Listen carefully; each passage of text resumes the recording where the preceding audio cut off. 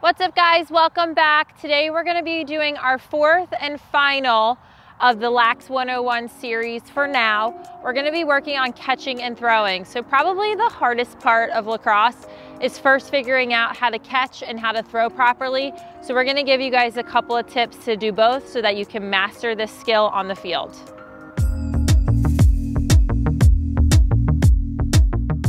All right, so we're gonna talk about catching first because catching's probably the harder part. Couple of things, we wanna make sure first that we have nice soft hands. So we don't wanna go out and attack the ball. We're looking to give, okay? So we wanna get our stick in a position right off our ear where we can receive the ball. So not in front of our face and not straight out in front of us. We wanna have our arms bent so that we have the ability to catch right off our ear. So giving a good target is step one. Step two is our top wrist movement. We want that wrist going back as we catch. So think like catching an egg. So we're catching an egg, moving backwards as we're catching, not attacking and scooping the ball out of the air. This is what we don't want to do. We don't want to attack and scoop across because a lot of the times that's going to hit the plastic and fly out. We want to be giving straight back so that we're already in a protected spot right by our ear. Third helpful tip is to watch the ball in. So actually physically watching yourself catch it. It's really hard to look straight ahead and try to catch the ball, especially when we're learning. So there is absolutely no shame in watching that ball in, taking a couple cradles and catching. Onto our throwing. So when we throw, really important, first of all, are actually our feet. So people think throwing has to do a lot with our hands, which it absolutely does.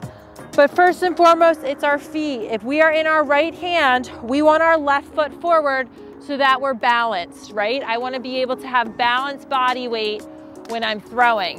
When we're throwing like this, a lot of the time we get our turned and twisted. We want to be able to have all of our momentum going right towards our partner. Secondly, our hands. We want our hands in that triple threat position. So bottom hand at the bottom, top hand in the middle. We want to pull our hands and push them at the same time. So our bottom hand is the one that's pulling outside your opposite hip. So I'm in my right hand, so I'm pulling outside my left hip. My top hand is the one that is pushing and snapping.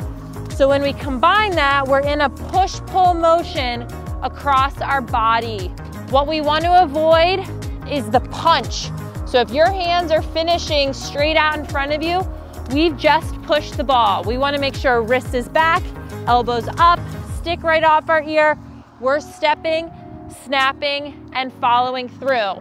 Ideally, we have our hands in this triple threat, but for our younger ones, if we need to choke up a little bit, that's totally fine, but we can still use that same form where we're stepping with our opposite foot, elbows out, we're snapping and following through. And then as we're getting older, we're working on that power. So this is the same form that we use with shooting. So it's good practice and a good habit to get in now. So just to confirm our do's and don'ts with catching, we want to make sure that we're watching the ball in, giving a good target, and keeping our wrist in a backwards motion as we catch. We are not attacking the ball straight arms and scooping away. When we're throwing, we want to make sure we're stepping with our opposite foot, not the same side, and we want to make sure we're push-pulling across our body and not fully extending, punching straight out. We want to use our wrists and our arms to gain that momentum and not our body.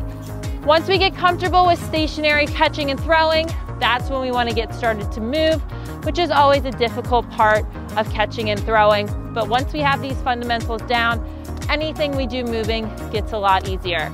Thanks so much for tuning in to this Lax 101 series. If you guys have any suggestions on basic fundamental skills you'd like me to go more into detail with, I would be more than happy to do a second set. Comment below and tune in next time. Bye, guys.